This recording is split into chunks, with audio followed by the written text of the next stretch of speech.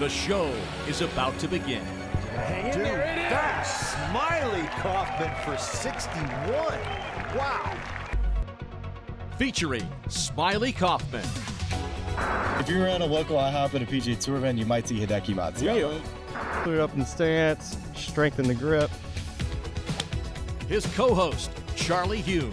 We've now picked 5 of the last 8 winners on the PGA Tour. Oh, just go in the hole. Please go in the hole. Please go in the hole. Please go in the hole. Yes, sir! And the biggest names in golf. That's a great question. Can I talk about it? I don't think I'm ready. How good does it get, SK? Why not ask Troy? Today, live from the Pinecrest Inn, it's the Smylie Show. So long, everybody. This is the Smylie Show. I'm sitting here on Friday morning of Travelers Championship Week with Smylie Kaufman, and we are looking forward to a weekend ahead of good golf. We're going to recap that in the show. In fact, if you're listening to this on podcast, you probably just heard a recap of that tournament. But right now we have to react to the most seismic announcement, Smylie, that we've heard about what the PGA Tour will look like in the future. We had this date circled on our calendar for a couple months since the Players' Championship press conference that Brian Rolapp held, saying, hey, a lot of new changes upcoming. We're going to gather some information and put something out in front of you at the Travelers. And we now have it. We heard about this 2-track system. They now have names, the Championship Series and the Challenger Series. There are a lot of other things we need to get into. If I tried to tee up this episode, Smylie, by reading through all the information, it'd be like filibustering. It'd be like reading a phone book, and we'd be 30 minutes in, then we'd get your first comment. So where I want to start on this is, and by the way, if you haven't read about this or haven't seen about this, it's all posted on the PGA Tour website, so you can kind of follow along there, and we'll interject with details. But you saw this press conference. You had a chance to talk to some people at the tour and kind of ask questions about things that were particularly interesting to you. What was your reaction to Brian Rolapp unveiling this, given all we've discussed on the show for the last couple of years about just wanting some clarity as to what the PGA Tour structure should look like? Well, definitely. There's a ton of lines and a ton of notes to get through and all this, but I would say that none of it has been overly surprising. Maybe just the name of track 1 and track 2. I think in the past, there's always been this potential of, what could the PGA Tour look like? It's been kind of released step by step along the way. It feels like they've been leaking this for quite some time. So based on all the players that I have talked to, the general communication's been good from the PGA Tour and the players. I think when it comes to mistakes that the tour has made, especially just from the LIV and the PGA Tour debacle when they tried to make that deal, there was no communication with the players. Now the player directors and the board and the new FCC, it seems like they've been working to get to this point to where they have what I think is potentially a future for what the PGA Tour is going to operate like moving forward. Now, I do think that Brian Rolapp's one thing when he got to the PGA Tour, he spoke with all the players, got their feedback. But I think when he was looking at just how the tour operates, we've talked about it. It's already a track 1 and a track 2 system, but everything's a PGA Tour event, and their top product, which doesn't make a whole lot of sense when you're looking at the fields. You're seeing who gets in this and who gets in that. From what I had heard, Rolapp saw it as, we kind of have our major leagues and our AAA all in one league. We need to make that easier to, for the fans to be able to figure out. And I think now this system is definitely the Championship Series is the major leagues, and then the Challenger Series would be the AAA, Korn Ferry's AA, PGA America single A. It's very much like how a baseball major league process and just their hierarchy, if you will, on how their league works. And it does make sense. We have enough players that are playing professional golf to fill these tours.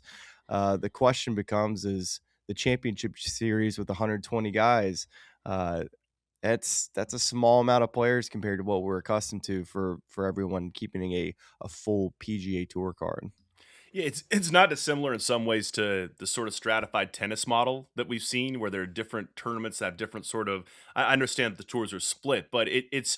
I think that the key piece of what has been done here is for the last couple of years, we're just asking for, tell me what this event is, and don't sell me on something that it's not, right? And this seems like it's going to very clearly be, you know what you are watching when you're tuning in. You know what the difference is between a championship series event and a challenger series event, and you know the players you're going to see in those fields.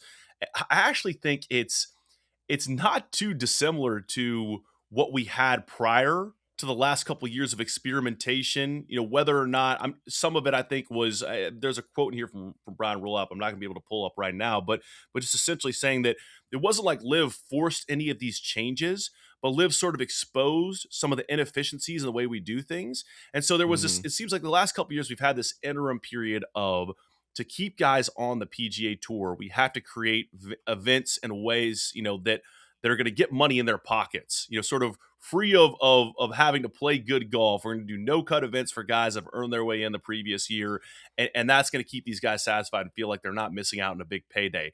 What this feels like is we're back to everything that happened before in many contexts, 120-player fields, cuts, but it's just better organized. It's just more streamlined. It's just easier to understand.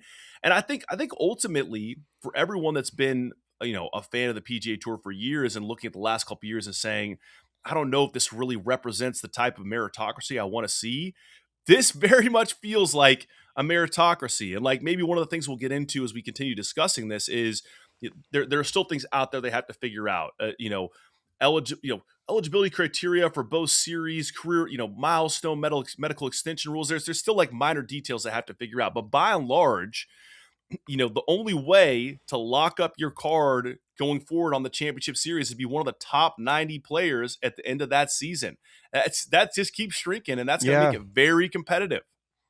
Well, I want to look at this too from a PGA Tour player standpoint and seeing where I would have fit in this. Just as a player who was on and off being on the top tier tour, but also back and forth between the Korn Ferry Tour, I see this as, especially with how purse sizes have changed really since the beginning of Live. When I got to the PGA Tour, I would say that a good purse was somewhere between 7 and 8 million. That was a really good purse.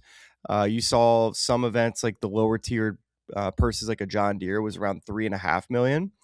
And now we have $20+ million purses, right? But then also you look at our medium to bottom purses, those are closer to 6 to 9 to 10 million, which is a drastic jump compared to where purses were just a decade ago.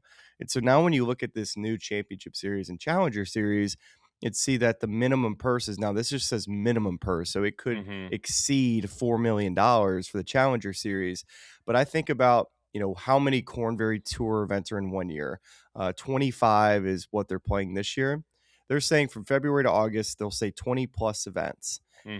And for the championship series, 23 to 24 events. Now it includes the majors. It includes, I think it maybe Ryder includes Cup. a cup too. So Yeah. it'll be either one or the other, but that'll be 20 million at minimum. So clearly it makes sense that your elevated tour will be for that amount of money. But I see it as the challenger series is a huge drop off compared to what these guys were making. Now, the Korn Ferry Tour, which apparently still is going to be there. They're talking about a Q school that will qualify you for either the Challenger Series or the Q school, or Korn Ferry Tour, which I would think that more people might be coming out of Q school now because they're going to have to fill these spots. You get 144 per event for Challenger Series, and then potentially during the summertime, like you get 156 playing in the Korn Ferry Tour. So there is clear pathways for more young professional golfers from if the America's Tour continues to go on to where many tours won't be quite as involved as they are now, because I think there will be more places to play in this ecosystem. You know what I think is interesting about that is I'd love to, golly, I would have loved to have been a fly on the wall for a lot of this in terms of how they're coming up with these concepts, how they're, Maverick McNeely was on this feature competitions committee. So we knew we had some models involved. We know we were running this stuff through some models, making sure it all made sense. Well, he's the one that But made, he was the one that got the weighted distribution to be that's right. right. For the first time they got Yeah. the signature event model where it's like, hey, I finished 4th place at Houston, but apparently it's not as good as an 18th at the Travelers Championship. It's like, Some what? no cut deal that, again, was like the sort of artificially created thing that was meant to be a sort of stopgap while we figured out what we really want to do going forward. So, but I just on that piece, it's interesting to look at the history of what is now the Corn Ferry Tour. It's had a million different names in our lifetime of being golf fans. It was the web.com, the Nike Tour, the something builders. I'm going to forget all the names off the top of my head. It's had a million different tour names, I guess is the point. And so, and looking at that, of course, you have a great partner in the Corn Ferry Tour that's supporting it financially. But I wonder if part of the calculus here was we have all these guys, some of whom on the Corn Ferry Tour will play in regular PGA Tour events. Should we just make this branding stronger across these two tiers? If we already own the Corn Ferry Tour, why not just make it PGA Tour Championship and PGA Tour Challenger and have a more unified branding? Now, I think the one party in that might feel a little aggrieved is Corn Ferry. If they're supporting this thing financially, and how does their tour look like? But I also think that I think that for Corn Ferry and for a lot of these events, they're going to end up on the Challenger. The spin is a little more right sized. Like we talked about this with the way that purses were changing, and that some, local organizations and sponsors were not able to foot this entire bill as the PGA Tour was asking for increases the last couple of years. So you might find some of those events who get to a Challenger Series spot in the schedule, and they only have to fork over $4 million a year for the purse, is saying this is perfect. This is exactly what we wanted. We already had great local support. We had a footprint that worked here, but we can't possibly do this $20 million deal or move to a larger market, as has been one of the rumors. This makes sense. So I think even just this is really kind of back office sort of business type stuff, but I think in that respect, it makes a lot more sense for the people you're going to as the PGA Tour and ask them to spend money on your product and saying, the return you're going to get on this from a marketing perspective, a branding perspective, awareness is going to be right size now. We're not asking you to pay a bunch of money for something that's not going to, it's like, exactly where you stand in this ecosystem. Well, yeah. I mean, who knows who's going to be on the Challenger Series, right? You might have Which events you're saying, right? Yeah. No, more so like players. Like players. You could be paying, $4 or $5 million for players that, hey, gosh, if you're a Corn Ferry Tour sponsor level and you're getting, a Tony Finau, you name the player who drops off of the championship series from having a bad year. Who could it possibly be?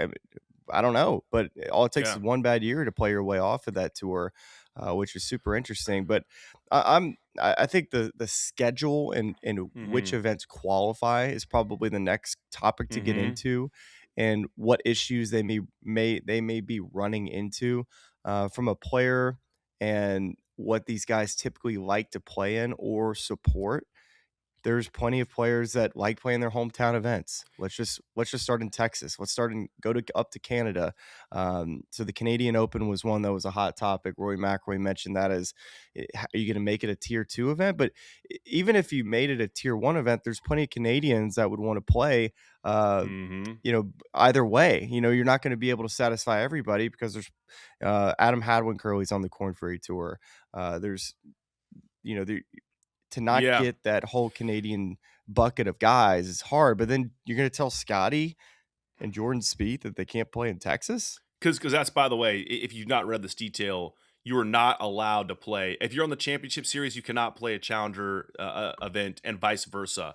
The way you could earn what is akin to a Corn Ferry Tour Battlefield promotion from Challenger to championship is by winning 2 events on the Challenger event, on the Challenger Tour in the same season, or winning a major championship midseason, which, by the way, I saw that detail and I'm like, holy smokes, how great is it going to be if like imagine if an Aaron Rye was on the Challenger Tour this year, because the week before he did not play in the signature event. The week before the PGA Championship, he was in the event in Myrtle Beach, But you can, there are other pathways all these guys can have to qualify for these major championships. Imagine if a guy in the Challenger Series like Aaron Rai goes and wins a major championship the following week and earns a Battlefield promotion. That's going to be another really cool piece of drama and storytelling.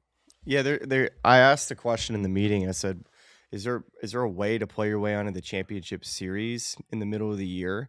And it sounded like if you won 2 events on the 2. Challenger Series, that would get you onto the championship series, which is I think great to always have that way to move up in this system, especially if guys are going to be rolling back. But I don't like players rolling back in the middle of the year if you're in the championship series. So it's very cool that they're, not just hard capping it, especially when you think about this, when there's no alternates in a 120-man event for the championship series. Over the course of the year, you're going to have players either get hurt, have babies, whatever it might be, to where they're not going to play. And so, you might lose 10 guys, or shoot, there might be players that just say, hey, I'm not going to play this week. You might be teeing it up with close to 105 players sometimes. And that'll just be interesting reality. Because it sounds like the schedule and wherever it might be. Well, and it sounds like the full pool Smylie, just from what I'm reading through, it is, even though it's an average size is 120, the field size, that the full pool of players is going to be 130. And there are so many things we have to sort out here where, like the DP World Tour 10 card promotion arrangement, that expires in 2027. Now, I know that they've gone out and publicly announced a strengthening of the fall schedule and making, DP World Tour event, European events, a more prominent feature of that fall schedule, which is great. But we don't know how those cards are going to work. But I thought it was interesting. Are you saying the DP World Tours, just how they're feeding into our ecosystem? Is that what you're saying? That's just the relationship with the DP World Tour is what I'm saying. Specifically, the top 10 finishers on the Race to Dubai getting promoted to the PGA Tour. That specific alliance, as far as what I'm reading, expires in 2027. Obviously, dovetails perfectly with the start of this new structure in 2028. So I'd assume that they'll take the top player to the championship series, and then 2 through 10 will go to the Challenger or something. Yeah. And that's maybe an episode for another day, because I've seen some posting about this on social media and writing about this of just where does this place the DP World Tour in the grand ecosystem here of just their Challenger Series is what they are. And are they okay with that? Are they okay with the optics on that? I think they kind of have to be, but I think at the same time, there are a lot of players that are proud of the history of that tour and what it represents. And I think net going to play sending more guys to play those events in the fall it's another thing you and I have talked about for a couple of years. Like, that's intriguing venues, events with history. We've heard both Rory and Matt Fitzpatrick talk about that in the past few weeks of, like, there are some events there that are, far more interesting from a venue perspective and a competition perspective than some of the events we play in America. So it's good to do that, but it is interesting that the heartbeat of that tour, the rank and file membership, less opportunities to play their way into on the tour in 2028. The last thing I'll say on this, one thing I wanted to tee you up on this is, I thought it was interesting hearing Matt McNeely talk about 200 plus members now know their full schedule on January 1st, right? Mm-hmm. Like that's a huge detail as a player. Mm-hmm. That it is. And I think a lot of these players coming from the DP World Tour, from the Korn Ferry Tour, they'd get to the PGA Tour and they see, okay, Aon swing 5, next 10. Okay, what does that even mean? Like, do I play? If I play good, do I get into these? It's like, actually, no. You have to, if you play good enough, you don't get in the first 2 signature events. You might get into the third one. It's like, okay.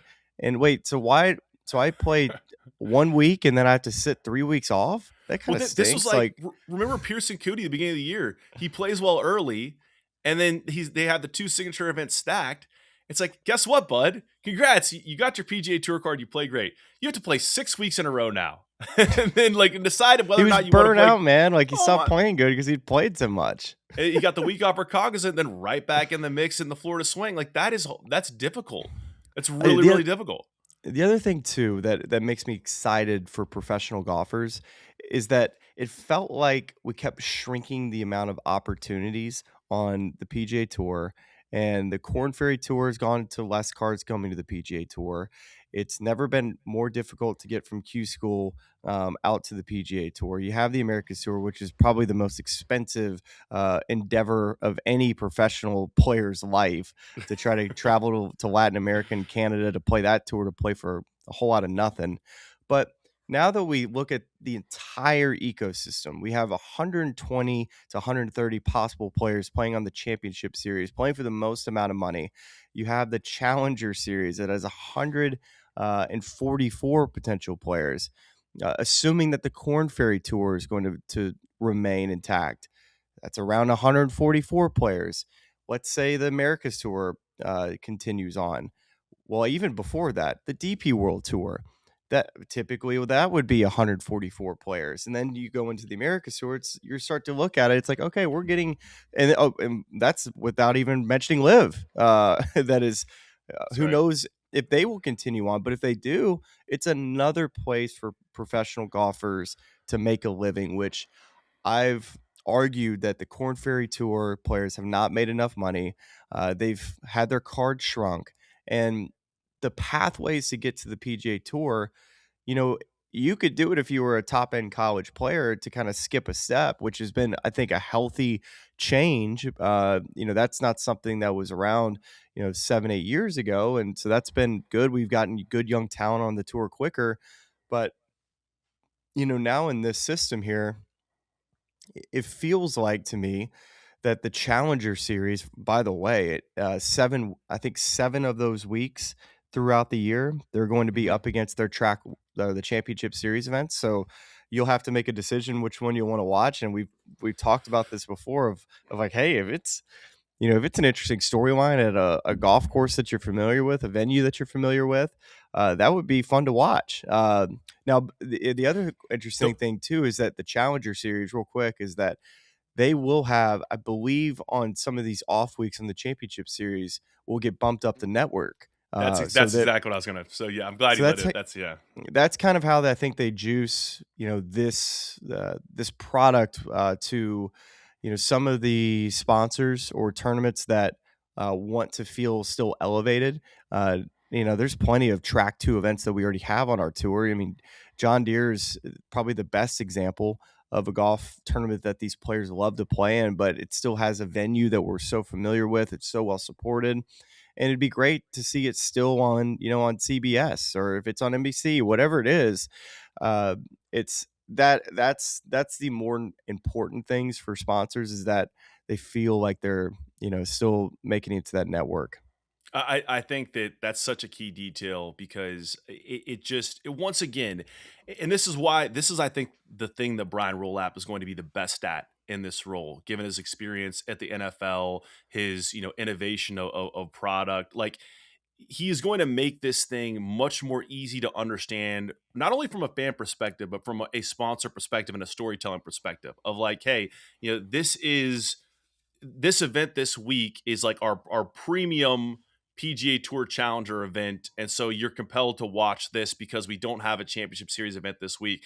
And the most of the casual fans, I think what it does is it creates more of an incentive as a casual fan who might just watch the 4 majors and maybe the Players, probably the Ryder Cup, maybe the President's Cup under normal circumstances. Mm-hmm. As you're selling them something that is like, this is elite golf, it's all these players together all the time.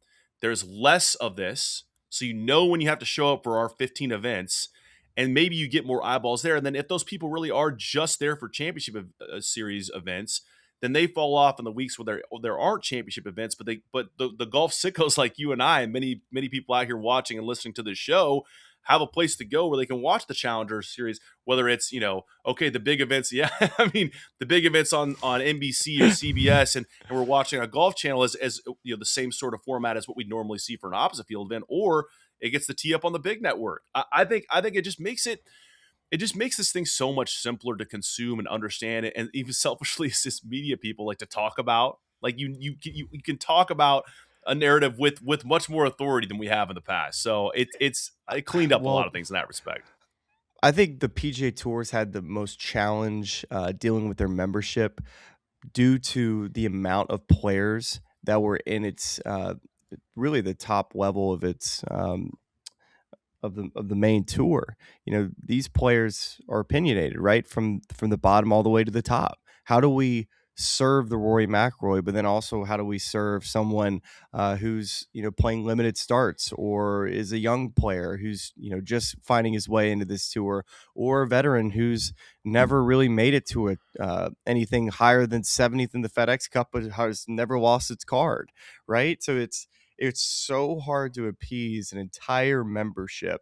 But now I think the first question that I asked was, are the players that are in that 70 to 110, here's an example of a player would be like a Joel Damon, guy that's never been like too high, too low, really consistent. Mark Hubbard's another player. Are these guys happy about this? Like, it's a fair question to ask, and here's just the number. I'll give you the numbers, and I'll let you kind of react to it.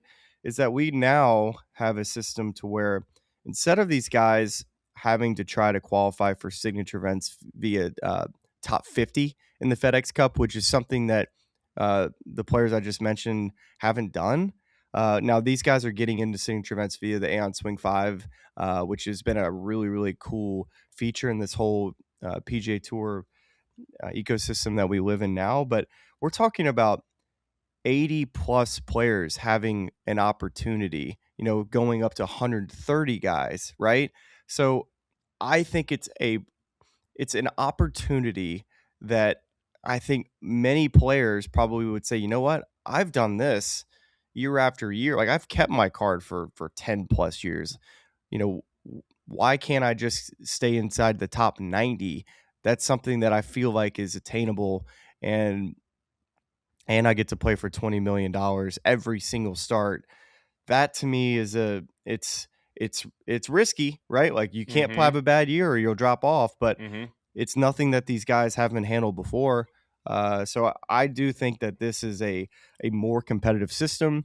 They also, I think, would say that, hey, just because this player is more popular than me doesn't guarantee that these guys will get 6 more starts, or whoever that player might be, and all the points are going to be the same from start to start to start. There's no weighted point system. So I think this is going to be the most fair system that could benefit a mid-tier player, but also at the same time a top-tier player has a bad year, and next thing you know, they're dropping out. So you have to bring it every year. And the one other question I asked was about eligibility, and does Scotty Scheffler take his 10 years of exemptions with him in this whole system? How do you backlog all of the exemptions that some players carry into this? And I think that's something that they're still ironing out a little bit. When they looked at lifetime achievements and medicals and tournament wins and exemptions, they're still kind of ironing that out. I still feel like they need to protect some of their assets, like Scotty Scheffler and Rory McIlroy, guys that have never had contract years out here on the PGA Tour, meaning that they've haven't had a win banked to where they had potentially an off year and lost their card. So that to me is something that I think they should look heavily at. Maybe it's 2 wins is something that gives you that extra year, because it's a validator. It's just not just one win. But that's kind of my general thoughts on just that top level, and whether the players would be upset or happy. I don't know. What do you think? Well, so a couple things there that you noted that I think are very important. One is you gave the explanation of a guy being more popular getting into a tournament. We just need to clarify, there are no sponsor exemptions on the championship series, which is huge. There are no money qualifiers and no sponsor exemptions on the championship series. Both of those will exist on the Challenger Series. The details on the sponsor exemptions there are to be determined. And then you were kind of talking about the things that are still works in progress. So as you're talking about career exemptions for wins, the way that this has been condensed in our sort of prep packet here is that full eligibility criteria for both series, they're still figuring out. Career milestone and medical extension rules, they're still figuring out. 10 of the championship series events for the regular season have been finalized. They still have 5. They have to figure out what events those are and where they're going to be. The full 2028 championship and challenger schedule will be announced in Q1 2027. Which is good. Which is good. I like that they put a date Yeah. on that, that we can. This has been another great thing that Brian Rolapp has done, where he said, hey, we're at the Players. You guys want details on it? I'm going to tell you at the Travelers. Okay, great. We're at the Travelers. Mm-hmm. You want the next set of details? I'm going to tell you Q1 next year. The reason I started to laugh is because Tour Championship venues is the next thing on my little rundown here. Format details, which apparently they're going to announce format and venues in August of this year, like 2 months from now. So for the Tour Championship for 2028. So we should talk about that blurb next, but I just want to kind of go through. I got a couple other things before that. Okay, that's good. Before we kind of get off of that, so whatever else you got. Just want to hit a few more things, just details for people who haven't read the full report. They're still figuring out Challenger Series relegation mechanism. We noted, but they're still figuring out the DP World Tour 10-card arrangement. They're still figuring out which fall international events, the specifics there, and the field sizes are going to happen for those. And they're still figuring out the naming and sponsorship of these series going forward. So I just want to get those in the notes. And then the quick reply, I know you got a list there too, but I just think it was interesting to hear you talk about those sort of tweeners of the world. I mean, not to put a specific name on it, but you mentioned Joel Damon and Mark Hubbard, and this sort of not knowing what world they've lived in the past couple of years. For me, I feel like, and you tell me as a player, doesn't it feel like whichever side of this you end up on a given year, you play well, you're top 9, you're in championship, but even if you play poorly, you get relegated challenger, at least you have some sense of clarity as to where you stand and which starts you're going to get. And right. Minimum 4 million purses is a great way to live. So there's now 270 of these guys living in this ecosystem that I think, everyone wants to be in the championship series, but if you're not, you have more clarity on what your professional standing is. I have to imagine that is something that these guys like.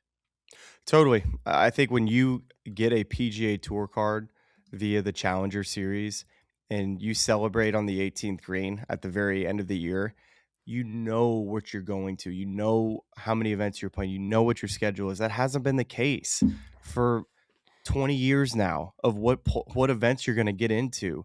So this is a much better system. The schedule, knowing your schedule is such an important key aspect of all of this. The only thing we haven't hit on, and I'm not sure if this is something that has been announced by them or just maybe break some news. referred to, but a last chance. Yes. I'm sure that's okay. So it has been referenced, but based on my general understanding of this, if you want to give any details, you can before I kind of. Go ahead. So if you have what I have, here. what I have for you, it's a last chance series is in the fall. It's 4 to 6 events for players who narrowly missed automatic retention or challenger promotion. There are limited championship series spots available via the series, and it serves both relegated championship players and challenger hopefuls. Those are the kind of the key details that I have. Yeah, and I think there's a chance that you could see. Could you see PGA Tour U kids in there? Could you see, Q School? Like I could see Q School, wrapping up before then to potentially have Q School players making their way into that. So you're getting, Corn Ferry Tour players and that. You're getting so many different storylines and wrapped up into one big pool to see who can, make it out to what would be, I guess, either the Challenger Series or maybe a spot or two available for a championship series, which I think would make for a very, very compelling product and something for the fall that could grab some eyeballs, which right now you're like, all right, everybody's just kind of playing for eligibility. I'm kind of interested. Like, nobody really gets into signature events besides these next 10, but nobody really plays if you've locked it up. It's just better. I've hardly watched any golf in the fall unless I had to. And we've stopped covering golf in the fall because it's just not interesting at all. Like, just the storylines itself. I've argued for a while. I'm like, why can't we see the Corn Ferry Tour players who've already locked up their card playing in the fall so we can at least, get to know these players, get some new blood out here, and instead of the same. But the other side of the coin, it's like I I think that the players who struggle getting starts throughout the whole year should get the whole fall to make sure that they know that they can get into these events, so they are given an opportunity. Now with, the distinct Mhm. two tours, that's not an issue anymore. At the end of the year, you either did it or you either completed the task or you did not, and the only person that you can look at is yourself in this. And I think in the past, players had gripes, and rightfully so. It's like, well, this person got a Mhm. sponsors invite, or, I was playing great. Then I had to take 4 weeks off before my next start, and I got hurt during that stretch. It's now much more a balanced potential professional life and golf life, where I still think that 20 events is what they have the minimum at Challenger is a little light. I'd like to see that number grow much higher to where players could play closer to every week if possible on that series. That would be my hope, is that every week they have an opportunity to play. Because I don't think, like, these players, they're not going to get tired of Sure. trying to chase it to the championship series, where, and especially, like, I just want something on my television, right? If it's a golf week, I want to have the Challenger series on for Well, sure. I guess the one sort of clerical note on that is that when we're saying 23 to 24 for championship, we're including the majors and the players in that count. And so you still will have pathways to qualify.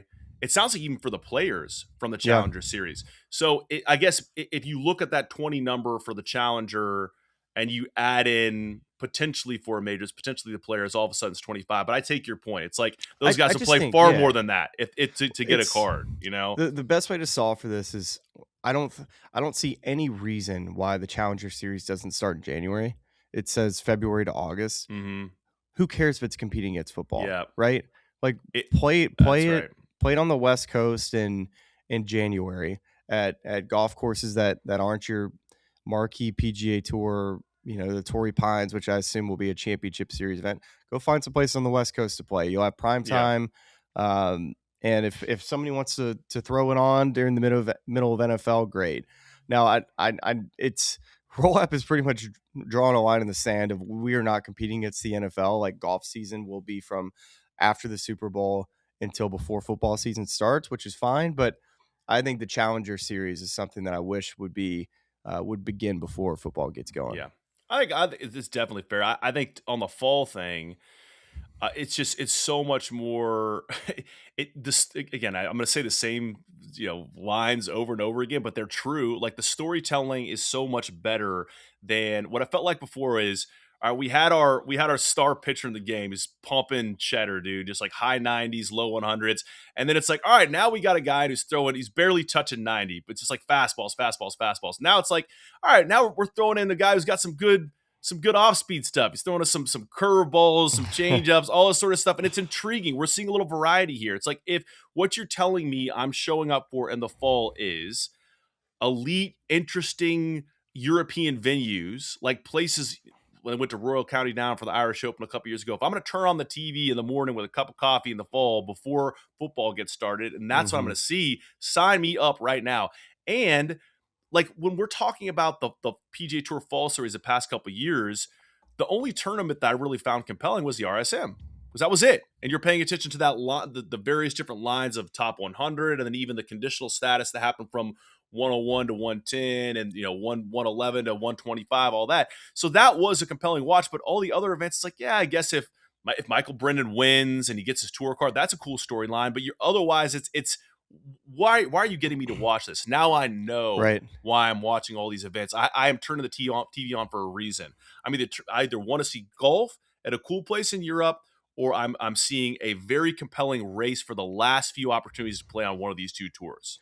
Okay, one of the biggest failures, I think, too, of the way the PGA Tour operates now, and this will kind of lead us into our next discussion, talking about potential for match play and a shorter playoff system, going from it was 4, it's now down to 3, and now we could see down to 2. But before we get there, I think one of the biggest glaring problems of the PGA Tour now is that they've tried to make the regular season points list means something. They've tried to create this top 10 Wyndham thing at the end of the year Oh, that the would Comcast entice. Business Tour, that Yes, thing? Oh, yeah, that yeah, would yeah. that would entice the top 10 players on the tour to play the season finale and have this big celebration of the season long race of, whoever wins the FedEx Cup at the end of the regular season.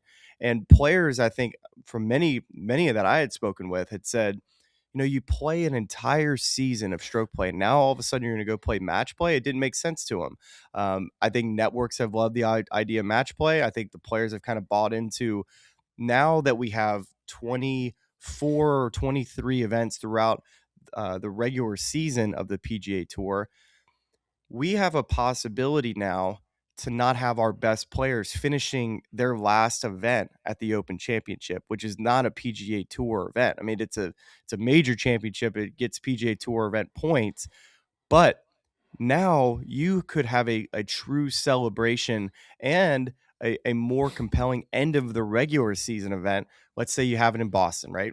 The last event coming down the stretch, you got Scotty Scheffler and Rory McIlroy battling for that number one spot that could be X, right? Like this is could be, we'll see how we look at the playoff winner versus the regular season winner.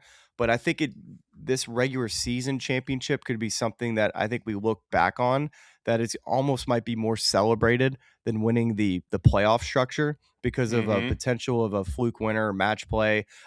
You'll probably have fun memories of watching these players play in match play, but I definitely will probably look at that whole season much more now than I have probably in the past, because the guys still continue to play in stroke play in our current format. And so it just hasn't felt like the regular season title meant a whole lot, because we just kept on going with the same thing for 3 extra events, right? Well, it's what the line that I've used on the show when we've talked about this before is it's akin to any football pyramid in Europe or just really any I say football, soccer. I'm talking to an American audience here. Look at me. I turned the World Cup on this summer and I come with all these highfalutin terms. But in any competition where there is a league competition and a cup competition, it's like, and they're you can argue about which one's more important. I think most people would say the league is, and that aligns with a full season of stroke play events. Arsenal looked pretty happy to win. Yeah, they were quite happy to win that. Seriously. God, if you win rubbing it in, I'm a Tottenham fan. Good God.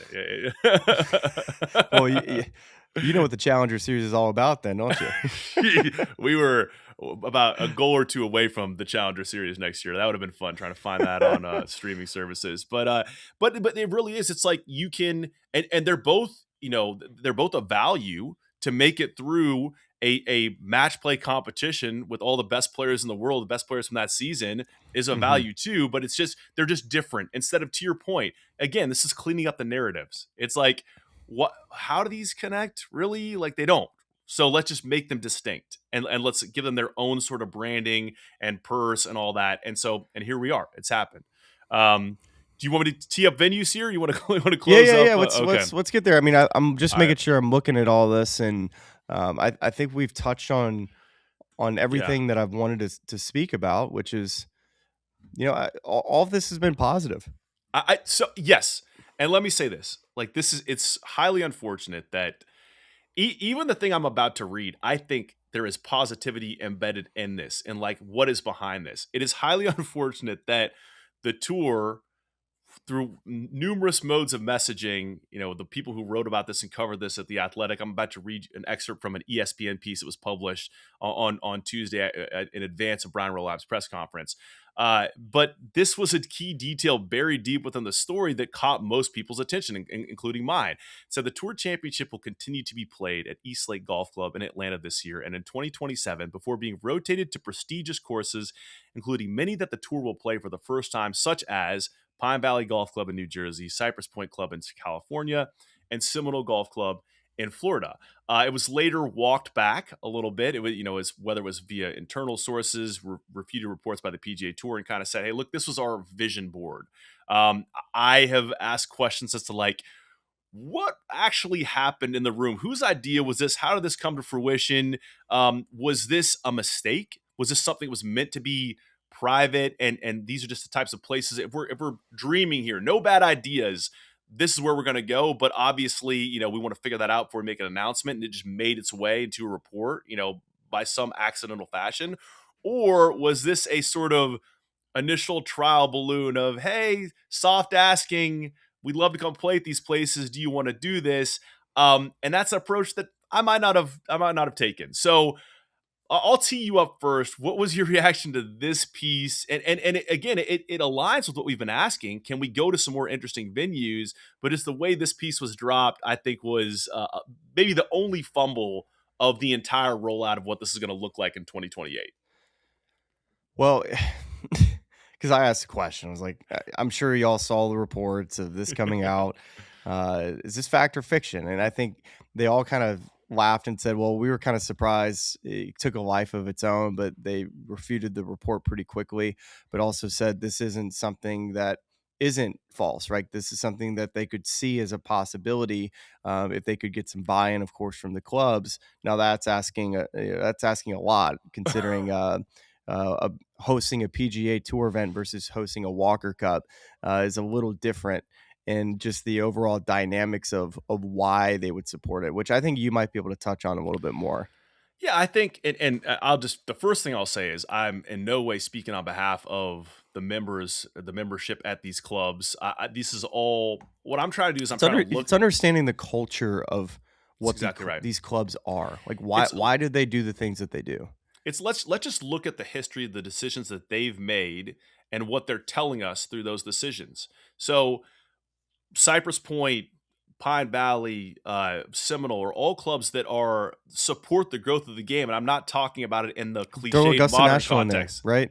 Like, sure, I know yes. they have their own major, but this is there are many other. I think National Golf Leagues of America, but I'm saying specific to this report, these three clubs that were named they've supported game growth, and again, not in this cliched modern sense, but really one of the driving tenets at these clubs has been being good custodians of the game of golf and supporting, really, I think the purest form of the game in their minds, which is amateur golf, right? So when they host a Walker Cup, or when they host a Curtis Cup, they're not doing that because that's generating a ton of revenue for the club, or because the exposure is something that's going to help them sell memberships. They'd prefer to be private, just have these places for their members to enjoy and play. And then when asked by governing bodies, where one of the key, core drives of what they're trying to do is expose the game to new audiences, and is do it in a way where they're showcasing a form of golf that they do believe in, like a Walker Cup, like a Curtis Cup, and they're happy to lend their venue for a set period of time.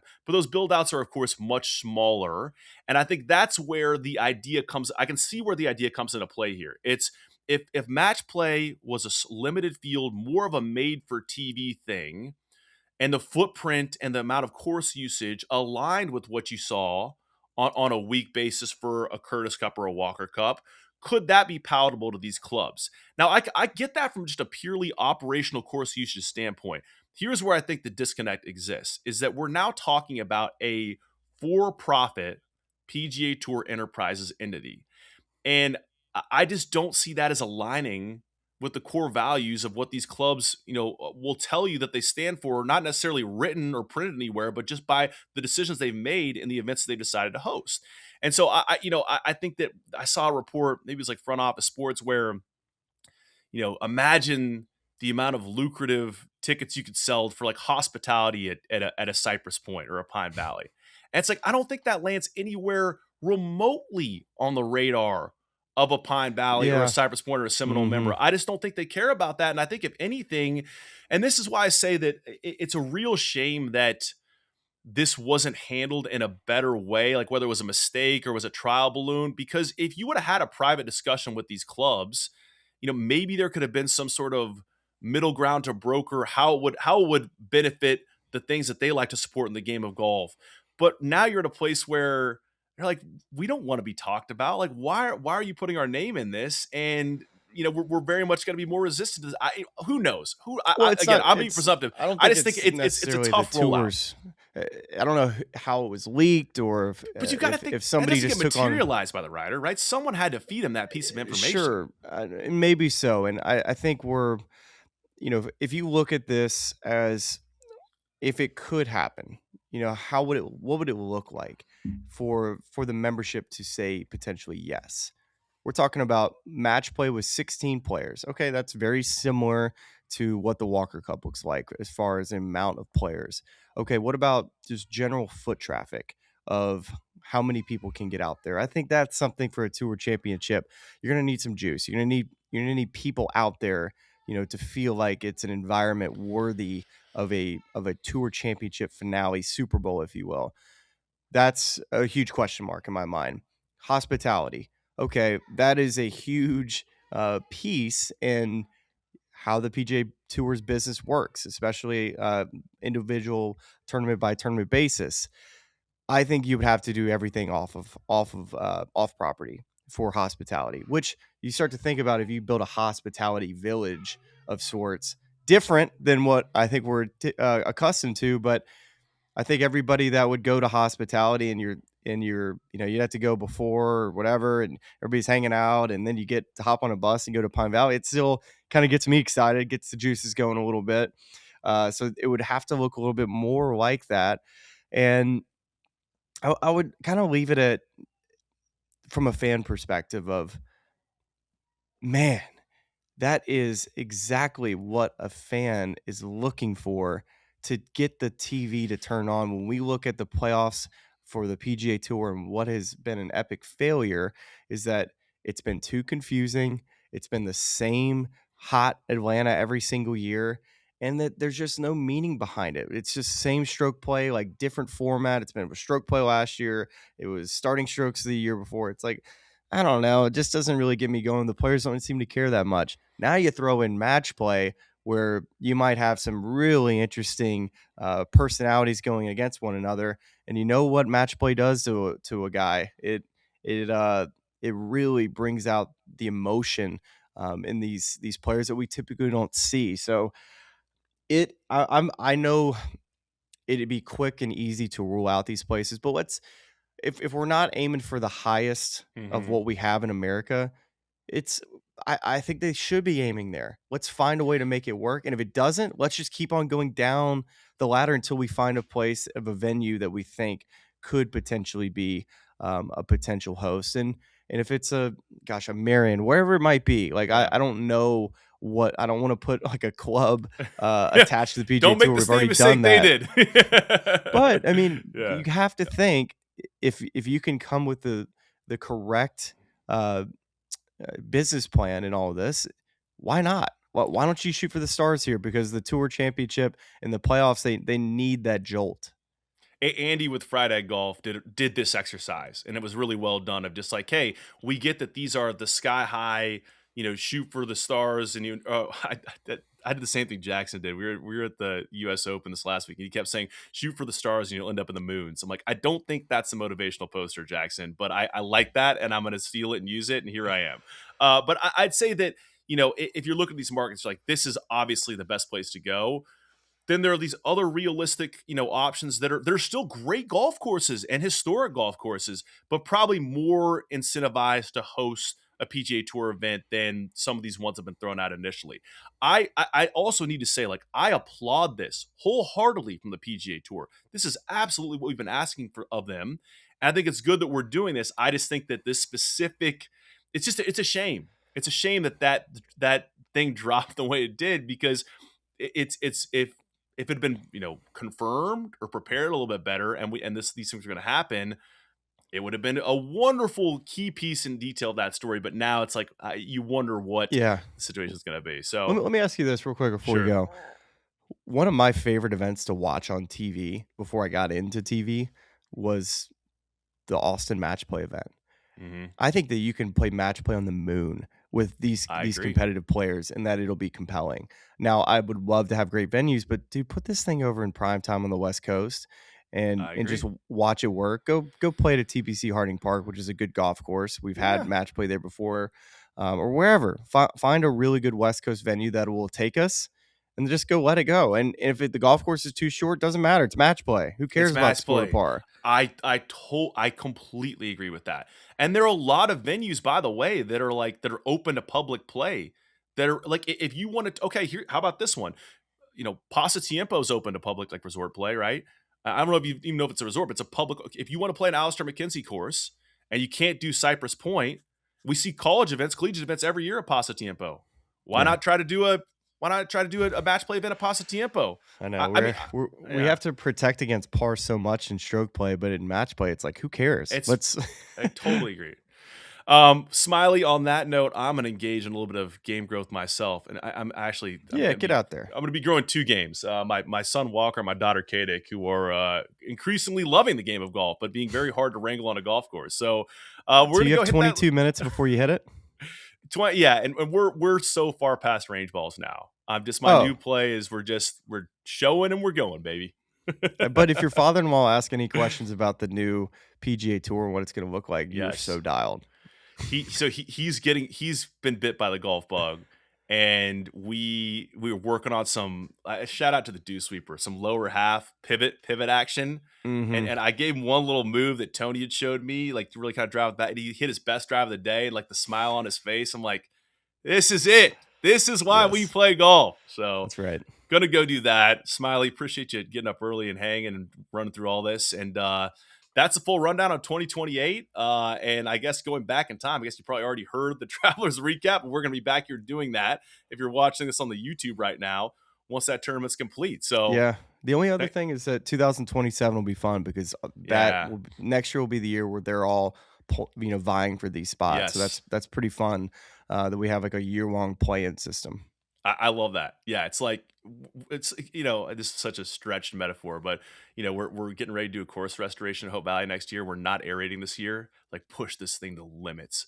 I want no punch. I want 14 green speeds for member guests of the year. Like, let's just rip this last year and enjoy it. Next year, the new thing starts. Gosh, if you're a Korn Ferry Tour player, it's never been more important to play your way onto the PGA Tour this year, so that potentially you're getting to the PGA Tour next year to have that opportunity to get onto the Champion Series, to where instead in a future year you might be just getting to the Challenger Series. Like, you're another step away. So that, I think those would be the players that are on the Korn Ferry. Those would be the guys that are like, okay, the time is now. The time is now, and the time for me is also now. Ball's in the air in 23 minutes. I will go. Thanks, everyone, for watching, listening, hanging out with us. We'll be back here to talk to you very soon. We'll see you next week on the Golf Channel. This has been The Smylie Show. I listen to this podcast. It's really cool. And all of our local fans and subscribers, but make sure you like and subscribe. It's cool to see what you guys are doing. I know golf fans appreciate it, but we do too, so please keep it up. For all the good people at YouTube, like and subscribe. You guys have some good takes, so I'm happy to come on and shoot the